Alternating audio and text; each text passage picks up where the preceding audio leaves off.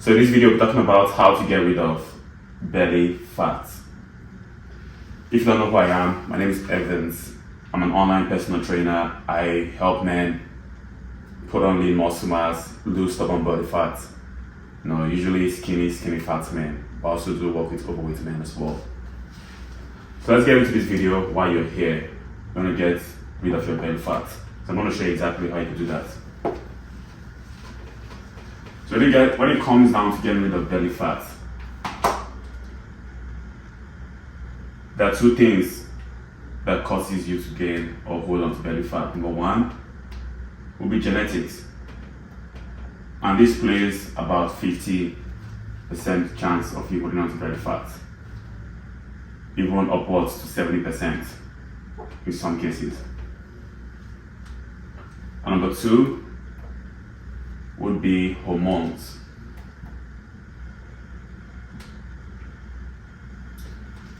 Primarily two hormones. We're talking about number one would be cortisol. Hopefully you can see my screen. Hopefully you can see the board. And number two would be insulin.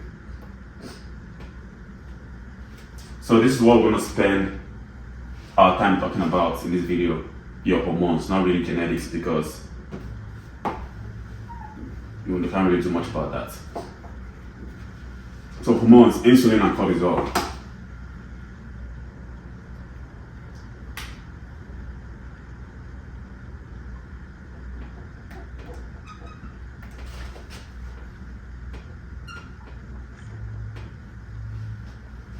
Okay, so cortisol is referred to as your number one stress hormone. So it's a stress hormone. Stress hormone. It's not really a bad thing. It's too much cortisol that is bad. Your body needs cortisol. Stress is good, but it's just too much for a long time is bad. It's actually a survival mechanism. Back in the caveman days, we needed stress that increases cortisol, fight or flight. When we get attacked, when a tiger comes into camp, and we either have to run away from it or fight it.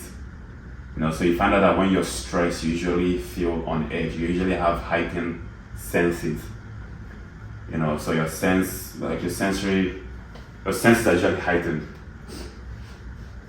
So insulin as well. Insulin isn't really a bad thing. It's just too much insulin. Fat storage hormone. Now, our body needs insulin to carry nutrients into the cell. Whenever you eat food, your body releases insulin, and insulin helps sugar and nutrients get into the cell. So insulin is very important. The problem is when you have too much insulin produced by the body, that now puts a lot of blood sugar. A lot of sugar will be in the blood. Usually, sugar increases insulin the highest, but at least keeps it high for long. When you have too much sugar in the body, then now some of that sugar gets stored in your body as fat around the liver or around the belly area.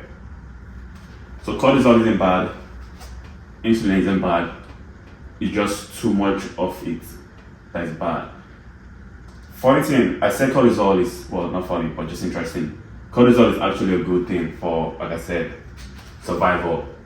Even as far as us holding on to fat in the body. Because when we're, like I said, back in the caveman days, when we're experiencing danger and we're stressed, we're fleeing away from danger. We don't know when next we get our next meal, or we also need that reserve energy in the body to either fight or flight. Because when we'll be stressed for long periods of time, it's good for our body to hold on to fat, usually around the midsection. Number one, for protecting our vital organs. All of our vital organs are around that midsection. So the act as a protective layer, the visceral fat we gain. And also, some of the fat too helps, specifically the subcutaneous fat, which is the fat that is. So visceral fat is the fat we have around our organs. You can't really see or feel it And the subcutaneous fat is the fat we have like just right under our skin. That's one could kind of feel. So the subcutaneous fat, some of the fats is also used because fat is stored energy. Fat is stored energy in the body, like I just mentioned. Some of the sugar that's in our bloodstream gets stored as fat. So that's stored energy. So if you're holding on to fat, it's just your energy in the body right there. So we could use that stored energy in times of danger or stress to actually keep our body functioning. It's a survival mechanism to keep us going. Believe it or not, cortisol and insulin isn't trying to kill you. It's trying to keep you to survive. But it's just too much of it that will kill you. Okay, so over a long period of time. Yeah. So what are some of the symptoms of high cortisol and insulin? Let's get into that. Number one, for cortisol, obviously will be stress. You're restless. We also have some other symptoms like low sex drive. Low sex drive. When you experience a lot of stress, you find that you have low libido, don't really get, low testosterone as well. So low sex drive. When you think about it, it makes sense. If you're fighting, if you're in danger, you maybe got attacked by a tiger, because this is long-term chronic stress usually that causes this.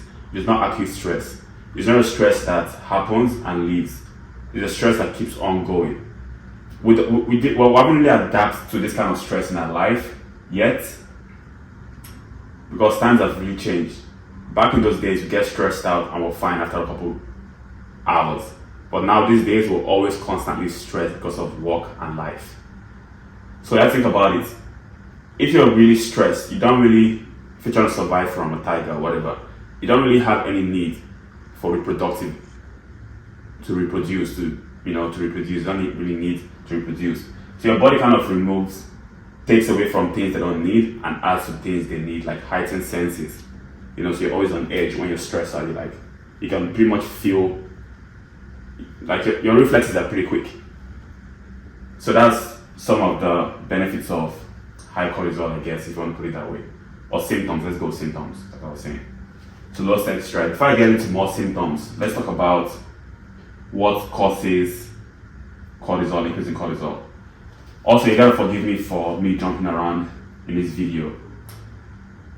It's not scripted, it's kind of on the go, so it's not really planned. I don't really have a plan on what I'm going with. I've been meaning to make this video for a while now. I've been meaning to start pumping out YouTube videos, but I've just been pushing it along, and I decided to just do it right now after I finish eating my lunch.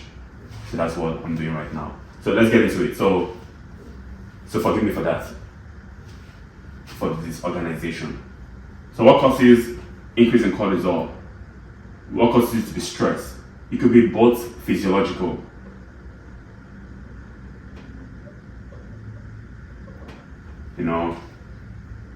Could be from an illness, could be from physical stress, lifting weights to stress your body out. Physiologically, it could be psychological. From work, from family, loss in the family, just a lot of things that will stress you for a long period of time. These days, we have so many things stressing us in our daily life than ever, So high cortisol these days everywhere. Some of the symptoms of cortisol: restlessness. You're restless, impatient. You could find out, if you're someone who's walking or driving and someone is walking slow in front of you, you find yourself being restless and impatient. Or you're in a line and you're just impatient. Chances that you have high cortisol. You're driving, someone is driving slow, just keep on honking, someone is walking slow in front of you, and you just get mad. High cortisol. That brings me to anger issues. You can't control your anger. You're getting angry for little things that don't usually stress you out, now makes you angry. High cortisol. Mood swings. So that one, you find yourself getting mood swings, getting angry for little things, getting sad for little things, just mood swings. Brings me to the next one, depression and anxiety. Depression and anxiety. High cortisol as well.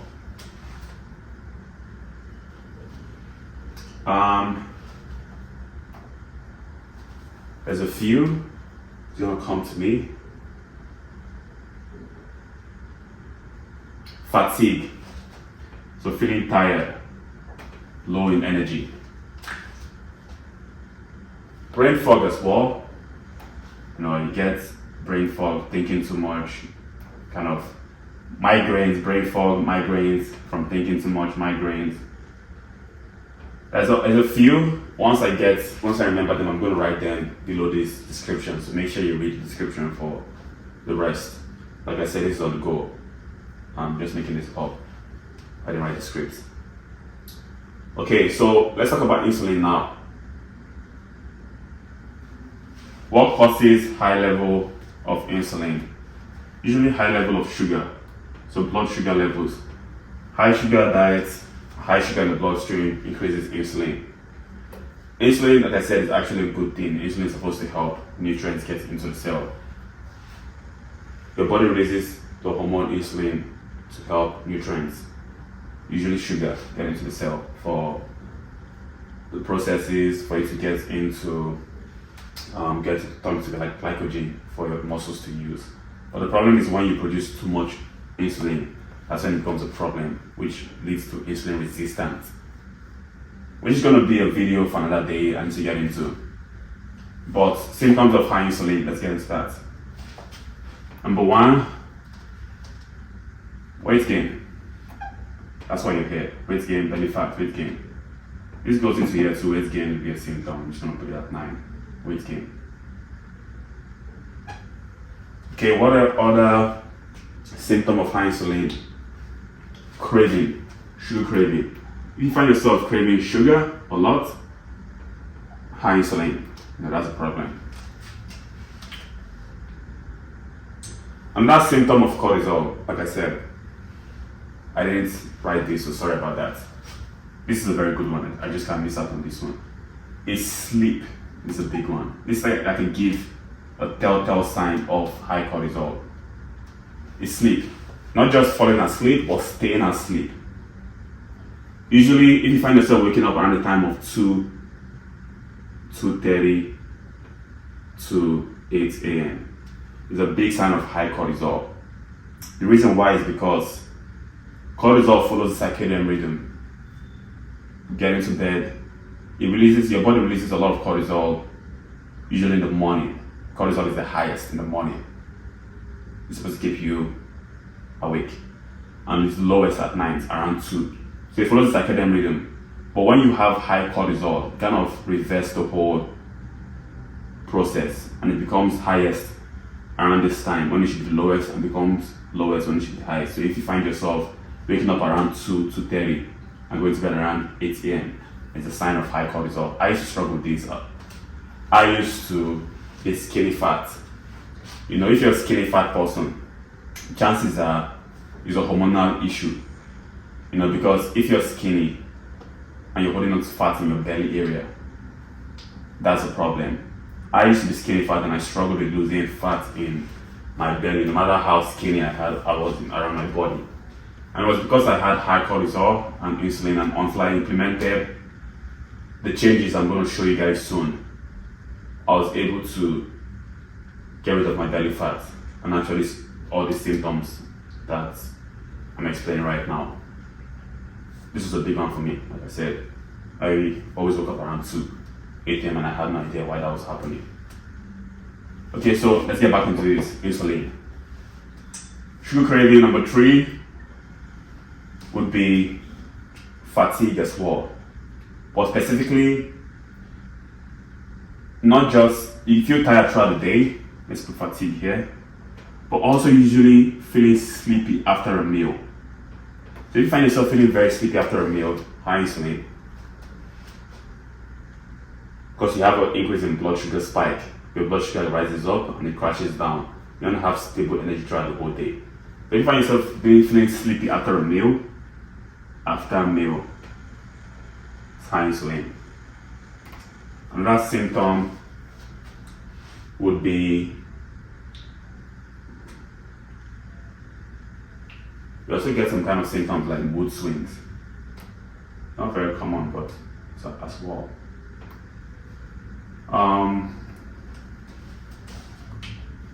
Itchy skin, so you have some skin issues there.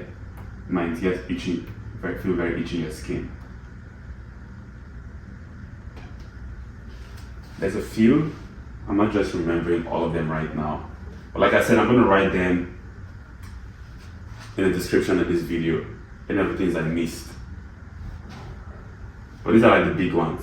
Cravings, high blood sugar, if you get tested, high blood sugar, high blood pressure, high blood sugar, high blood pressure. Okay, so these are some of the signs of high insulin. Now we know some of the symptoms, what the symptoms are, what causes the symptoms. Is that a problem? Now let's talk about how to avoid them, how to deal with them.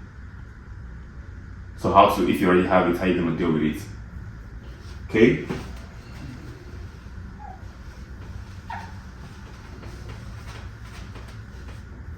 So for cortisol, let's go insulin first, since we finished insulin. For insulin, since the culprit is sugar, high blood sugar, we just gotta control sugar. So getting a low carb diet, which I'm currently on right now. I'm on a carnivore diet. I've been on a carnivore diet for 8 months now or more. I plan on getting on a carnivore diet for a year, and I'm going to slowly introduce sugar back into my diet slowly. So follow me on Instagram if you want to see the foods I eat. So going on a low carb diet would help. Low carb, ketogenic diet. That would help reduce blood sugar and get you more insulin sensitive. Like I said, I'm going to make a video on insulin resistance to get into detail about how insulin really works and affects the body. And also exercising will be very helpful. Exercising will help you with blood sugar levels. But the most important thing is your diet, ketogenic diet, or low carb diet. So let's talk about cortisol, okay? Cortisol reduces stress. Number one, meditation. This is usually slept on. This really helped me control my stress level. I remember a period in my life where I was so stressed. Meditation really helped me. It's hard to get into, but once you get into it, the benefits are incredible. Helps you control your thoughts. Very hard to get into. Once you start, you might not see the benefits immediately because you're fighting against the very thing. That's the problem, which is being still, controlling your thoughts. But once you're able to tap into that, it's a world of endless possibilities for you. Number two, journaling. Still again, controlling your thoughts. Write them down, find out what's stressing you out, and deal with those things. Journal your day. Know exactly what's going on, what the problem is. Number three is walks. Long walk. Long walks are very helpful. Steady pace, just walk. Helps with stress. Number four is being active. Which ties into being the long walk. But active in general, of like maybe actually doing taxing stuff, like doing stuff, lifting stuff, weightlifting. I'll put weightlifting at number 5, but that's not about weightlifting and training. It could be dangerous too, because to a certain degree, exercise induces stress. Okay, so when you train too much, it actually puts your body under stress. So you want to find a fine line where you're not doing too much and you're not doing too little. So I'll say the sweet spot's around 3 to 5 hours a week. 3 to 5 hours a week of training. Nothing more, nothing less. At least for beginners. Okay, so training, these are all good ways to reduce stress naturally. But supplements, one of the best supplements I've used would be ash. Wow, you can that. I don't really know how to spell this, I always mess it up, but look it up, ashwagandha. It helps with reducing cortisol. You can take other supplements like potassium, magnesium. You can get this from your food as well. But magnesium, most likely you need to get some kind of supplements because it's not just going to be enough from food.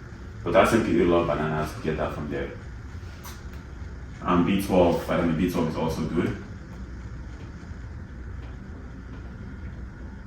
But yeah, these are the supplements you need to take.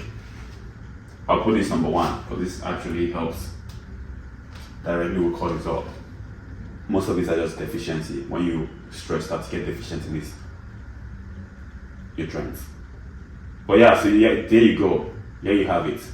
Now I explain to you exactly what causes you to, you know exactly what's causing your belly fat, gain, cortisol and insulin, what causes you to have high levels of insulin, high levels of cortisol, the symptoms that you experience, so you know exactly if you're having these issues, and also how to deal with these issues. So this should be all the information you need to actually get rid of that belly fat. You could go right now and implement this information in your daily life and start losing belly fat.